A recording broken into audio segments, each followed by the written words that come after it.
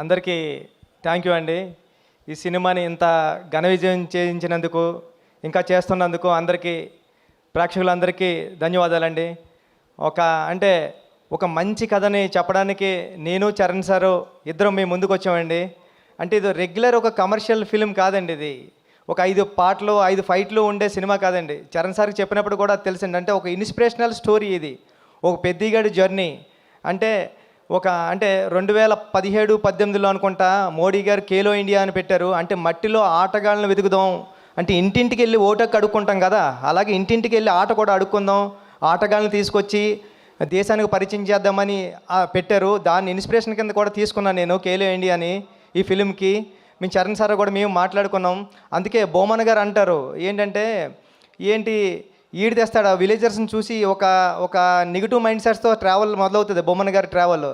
ఈడు తెస్తాడా ఈ విలేజర్స్ తెచ్చేది ఇండియాకి మెడల్స్ అనుకుంటాడు. కానీ ఆయన మైండ్ సెట్ మారి ఈ విలేజర్స్ మెడల్స్ తేగలరు అని ప్రూవ్ చేసేయడానికి. ఎందుకంటే ఫర్ ఎగ్జాంపుల్ విలేజెస్లో ఒక 150 కేజీలు 200 కేజీలు మూటలు అలవోకగా మోసేసే ఒక మనిషి ఇక్కడ ఉండిపోయాడు కాబట్టి కూలోడయ్యాడు. అదే నేషనల్కి వెళ్ళి ఉంటే ఒక హెవీ వెయిట్ ఛాంపియన్ అవుతాడని నేను నమ్మానండి. అది మాది ఉప్పాడు కొత్తపల్లి కాబట్టి సముద్రం పక్కనే, రోజు సముద్రం పక్కన ఉంటే ఒక ఫిషర్మ్యాన్ ఎటువంటి సేఫ్టీ లేకుండా దన్నమని సముద్రంలో దూకేసేవాడు బోట్లోంచి. నేను ఆ ఒడ్డు నుంచి చూసే ఉండేవాడిని కాలేజీకి వెళ్తున్నప్పుడు. అరే ఈడు నేషనల్కి వెళ్తే ఒలింపిక్స్కి వెళ్తే మెడల్ తెస్తావాడు కదా అని ఫీల్ అయ్యేవాడిని నేను. అంటే భారతీయ జీవన విధానంలోనే ఆట ఒక భాగం అని చెప్పాలనుకున్నా. అందుకే గురువు క్యారెక్టర్ పెట్టుకున్నానండి. అందుకే హీరో మూట మోసి గిరేస్తే అది కుస్తీ బాంగిడి పొట్టని, వాటర్ మోస్తే ఇంకొకటని, ఇలా ప్రతి ఆటలోని అంటే భారతీయ జీవన విధానంలోనే ఆట ఉందని చెప్పాలనుకుని చాలా ప్రయత్నం చేసామన్నమాట అండి ఈ కథ. అంటే అలవోకగా ఏదో నార్మల్గా చెప్పేయచ్చండి, కమర్షియల్ ఫిల్మ్ చేసేయచ్చు. కానీ ఒక స్పోర్ట్స్ జోనర్లో అంటే ఇంకా చాలా విషయాలు, అంటే ఒక మనిషికి ఒక వ్యవస్థకి గుర్తింపు ఎంత ఇంపార్టెంటో చెప్పాలనుకున్నామండి ఈ కథలో.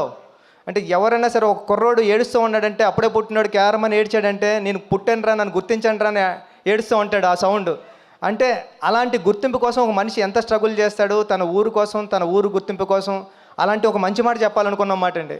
నెక్స్ట్ ఏంటంటే ఫర్ ఎగ్జాంపుల్ ఎన్నో అంటే నాకు తెలుసు రంపచోడవరం అలాంటి ఏరియాల్లోనే నేను 100% లవ్ సినిమా షూటింగ్కి వెళ్ళినప్పుడు సుకుమార్ గారితో రంగస్థలం షూటింగ్కి వెళ్ళినప్పుడు ఎన్నో అంటే విలేజర్స్కి ఒక మనిషి మనకలాంటి ఒకడు ఉన్నాడని కూడా తెలియదండి. అలాంటి విలేజెస్ ఇండియాకి కనెక్షన్ లేని ఎన్నో విలేజెస్ ఉన్నాయండి. వాళ్ళని చూస్తే మనం షాక్ అవుతాం. అంటే ఇప్పుడు వరకు వచ్చి తిను ఎప్పుడు సిటీలోకి రాలేదా, మనకి ఇలాంటి డ్రెస్ ఉంటుందని తెలీదా, మనకు సెల్ ఫోన్ ఉంటుందని తెలీదా అని మనం ఆశ్చర్యపోతాం. అలాంటి మనుషులకి ఇండియాకి ఒక కనెక్షన్ ఉండాలా, ఒక ట్రాన్స్పోర్టేషన్ ఉండాలా, వాళ్ళందరినీ కూడా మన ఇండియన్స్ అనుకోవాలని మన భుజమే చేస్తే ఇది మన బ్రదరేనా అనుకుంటాడు.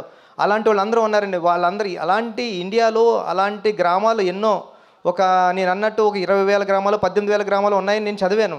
అలాంటి వాళ్ళందరికీ ఒక కనెక్షన్ కావాలా, వాళ్ళందరినీ ఇండియాలో కలపాలని ఒక మంచి మాట చెప్పాలని ప్రయత్నం చేసామాట అండి ఈ సినిమాలోనే. ఇలాంటి ప్రయత్నానికి రామ్ చరణ్ గారు ముందు నిలబడి తీసుకెళ్లారు. చరణ్ సార్ మిమ్మల్ని నేను ఎప్పటికీ మర్చిపోలేను. ఇది ఆషామాషి కథ కాదు, అది నేను ఎలా నమ్మానో మీరు అలా నమ్మారు. దానికి రిజల్ట్ నిన్న ఈ 4 days నుంచి వస్తున్న అప్లాజ్ అండి. నా మొబైల్కి నా సోషల్ మీడియా అకౌంట్స్కి మెసేజ్లు ఎలా వస్తున్నాయంటే 1 లైన్ రాసి వదిలేస్తలేదండి. చాలా మంచి సినిమా తీశారు, చాలా మంచి సినిమా. దాంట్లో ఫస్ట్ లైన్లో పెట్టేది రామ్ చరణ్ గారినండి. చాలా అంటే ఇలాంటి పెర్ఫార్మెన్స్ ఎప్పుడూ చూడలేదని చరణ్ సార్ని పొగుడుతూ ఉంటే చాలా హ్యాపీ ఉంది. దాంతోపాటు మంచి కథ తీసావు, మంచి కథ చెప్పావు, నన్ను పొగుడుతుంటే ఇంకా చాలా హ్యాపీగా ఉందండి. జగపతి బాబు గారు ఈ సినిమాకి ఎంత ఇంపార్టెంట్ అంటే అప్పలసూరి క్యారెక్టరు, మీకు అప్పలసూరి క్యారెక్టర్ ఇలా డ్రైవ్ అవుతూ ఉంటుంది కథలోని. కానీ ఆ కాగడ వెలిగించింది అప్పలసూరి గారండి. పెద్దికి ఆ క్యారెక్టర్ని ఆ వెలుగు కాగడ ఇచ్చింది అప్పలసూరే. జగపతి బాబు గారు లేకపోతే ఈ క్యారెక్టర్ నేను ఊహించుకోలేను. లాస్ట్లో కూడా అందుకే నేను ఈ స్టేషన్ వచ్చేసిన తర్వాత అప్పల వలస అని పెట్టామాట అండి స్టేషన్. ఇది అప్పలసూరి క్యారెక్టర్కి జగపతి బాబు గారు అంత ప్రాణం పోసారండి. Thank you so much. అంటే ఫ్యామిలీ, నేను రీల్స్ గట్రా చూస్తున్నా, చిన్నపిల్లల్ని తీసుకుని వెళ్ళిపోతున్నారండి సినిమాకి. చిన్నపిల్లల్ని తీసుకుని వెళ్ళిపోయి చూపిస్తున్నారు. నేను ఏదైతే ఫీల్ అయ్యానో ఫ్యామిలీ నిన్న నేను దేనికి ఒక అల్లు స్టూడియో ఉంటే దానికి వెళ్ళి చూస్తుంటే అందరూ కూర్చొని స్క్రీన్ మీద ఎలా ఉంటే ఇలా బ్యాక్ తిరిగి చూసే ఆడియన్స్ని, స్క్రీన్ వైపు చూడలేదు. ఎందుకంటే డైలాగ్ వింటా చూస్తూ ఉంటే అందరూ కళ్ళంట నీళ్ళు తుడుచుకుంటున్నారండి. అంటే లాస్ట్ 40 minutes నేను ఏదైతే నమ్మానో అది జరిగింది. సేమ్ టైం నేను చరణ్ సార్తో ఐమాక్స్కి వెళ్ళాం, ప్రసాద్ ఐమాక్స్కి వెళ్ళినప్పుడు చూసినప్పుడు చరణ్ సార్కి అందరూ లెగిసి హాస్పిటల్ సీన్ దగ్గర క్లాప్స్ కొట్టి అందరూ ఇలాగా బెండ్ చేసి బెండ్ చేసి చరణ్ సార్ అని నేషనల్ అవార్డు అని అరుస్తున్నారండి. అన్న నీకు నేషనల్ అవార్డు వస్తుందని అరుస్తున్నారు.